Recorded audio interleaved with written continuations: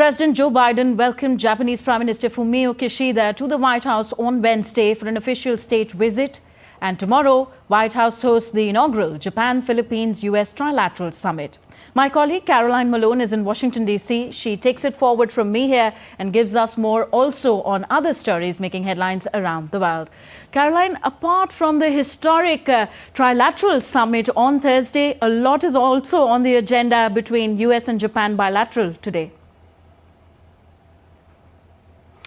That's right. Well, US President Joe Biden is hosting the Japanese Prime Minister Fumio Kishida at the White House for a summit that's expected to showcase closer security and economic ties between the allies. The two leaders are expected to announce measures to enhance defence cooperation in the face of China's growing might. Kishida also addressed a roundtable on critical and emerging technologies hosted by the US Chamber of Commerce in Washington on Tuesday. He said he saw opportunities for more collaboration with the United States in the next generation of computer chips. Japan welcomes investment from the United States that push forward such cooperation in critical and emerging technology. The economic growth our country obtains through your investments shall serve as a funding source of further investments into the United States by Japanese entities. The Minister has also been invited to address a joint meeting of Congress on Thursday. He will be just the second Japanese leader to address the body after Shinzo Abe gave a speech to Congress in 2015. Well, for more on this story, Benji Haya is joining us live from Washington.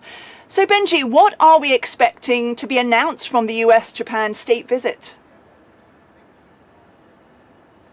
Caroline, good morning. Following some of the formalities that we've seen and heard unfold at the White House behind me, for example, a dozen or so cannons being fired off in past moments, we are expecting a raft of announcements from the two leaders in the coming 24 hours. Let me take you through them one by one. We're told by senior administration officials that firstly, the two nations will bolster their defence and security cooperation to, quote, enable an integration of their forces. In other words, far closer coordination on the defence front. Secondly, the leaders announcing important deliverables, they say, in regard to civil space cooperation. That means, excitingly, for instance, that a Japanese astronaut will become the first non-American to partake in a NASA mission to the moon. Number three, that the two countries will announce major research partnership, the administration says, on emerging technologies, the likes of artificial intelligence, semiconductors,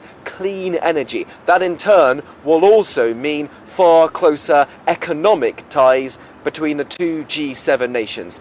And fourthly, Prime Minister Fumio Kishida and President Joe Biden will be discussing aid assistance to states like war-torn Ukraine or some of the smaller countries in the Pacific. This is all about alliance protection being transformed into alliance advancement. But amid those gains, still some strains, Caroline. For example, Japanese officials have expressed their dissatisfaction at the US administration's opposition to Nippon Steel, the Japanese company's acquisition of US steel. President Joe Biden says it is vital, quote, vital, that the industrial giant remains in American hands. And how about Thursday, where we're expecting a trilateral summit with the Philippines? Is this as important in terms of defence agreements? Absolutely. In fact, this is an unprecedented moment, Caroline. The first trilateral summit of its kind between these three countries, the US, Japan and the Philippines. It will include an agreement to maintain security and freedom of navigation in the South China Sea. Why is that significant? Well, as you were alluding to before, the perceived aggression, according to those three states, from Beijing, from China of late, has drawn Japan and the Philippines far closer to the United States of late. We've seen that practically. We've seen Japan, for example, committing to buying more US Tomahawk missiles. We've seen the Philippines grant American military personnel access to its islands as part of their aims to form more bases in the Indo-Pacific. And also, just over the weekend, Japan and the Philippines joining the United States in defence drills in that part of the world. China, of course, claims that as its maritime dominion. And so these are the sort of sentiments that we're being told to expect from administration officials, and we'll see outlined literally in black and white tomorrow. Thank you, Benji. That was Benji Hire reporting from just outside the White House.